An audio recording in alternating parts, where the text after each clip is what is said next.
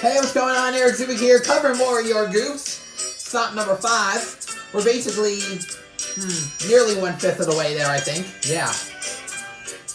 But yeah, it feels good to be in February. And today we're opening with Edward's Brass Band. So let's head down to Sodor, where there's basically some spring or summer festivities and maybe some other stuff. But we'll get to it now.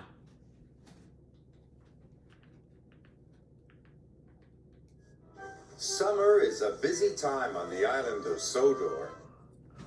Yeah, and of course we already now got a goof. How come Gordon all of a sudden has Edward's whistle? Well, that's the part I'd like to know.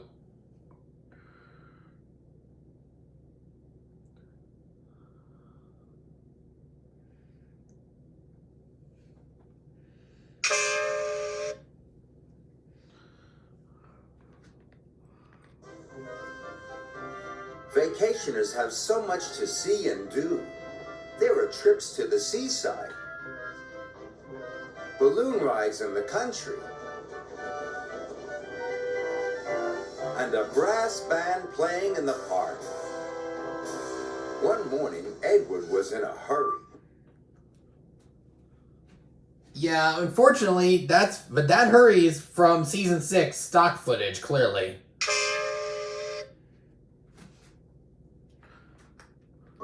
He didn't even stop to say hello to Stepney. Thomas was pleased to see Edward. "What's up? Your smile's as broad as your smoke box." "I'm on my way to pick up the brass band," replied Edward. "The concert is tomorrow night." "Don't crack your smoke box," teased Thomas. Edward couldn't wait to hear the brass band play their wonderful music. He was so excited about meeting the brass band that he didn't notice the giant crane. It was unloading a huge ship's boiler. Suddenly, the crane swung the boiler and knocked Edward right off. Well, it did knock him right off, but before that, Edward was already off center to begin with. If you think the goofs end there, think again. Off the track. Cranky had been watching. "You useless little engines are always in the way." And somehow Edward's still wearing his shock face.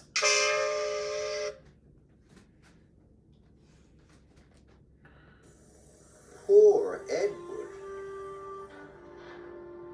And now he's got the sad face on. I mean, why couldn't they do it before?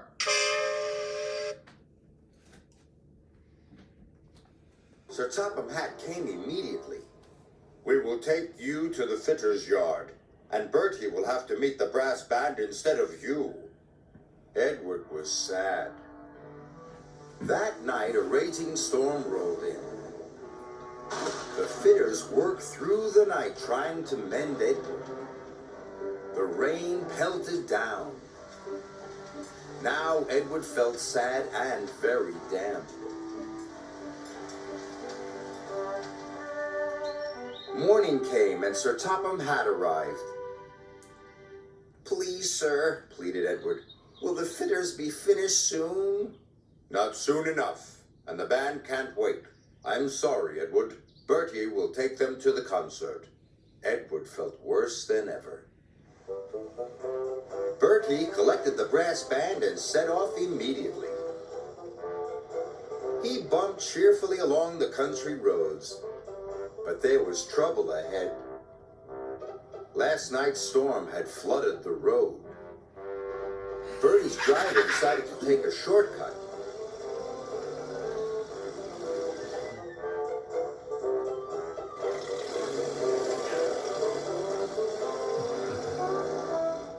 But it was very muddy. Bertie's wheels did not like the mud. They scooted, they skated, they slid, they slipped. "I'm stuck," he groaned. "No." Bertie revved his engine, but his wheels spun round and round. He couldn't budge. The brass band were worried. We mustn't be late for our concert. Tune up your tuba, cried. Only a problem with that. The tuba player's missing his mouth. I wonder if it's possible to use something other than your mouth to play a tuba in general. You'll have to get back to me on the comments for that. Meanwhile, on with the story. The leader of the band, Will called for help. By now, Edward was mended and hooked up to his coaches. I can hear music, said his driver. That's not music, wished Edward. That's an alarm. And they raced off to the rescue.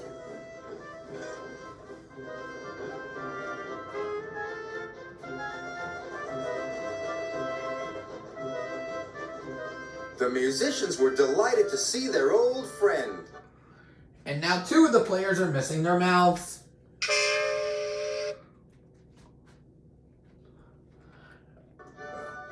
So was Bertie.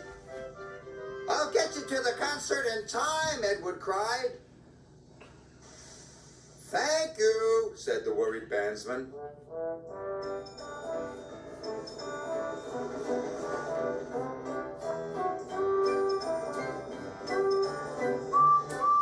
That night, the concert was a great success. Everyone... Unfortunately, more stock footage.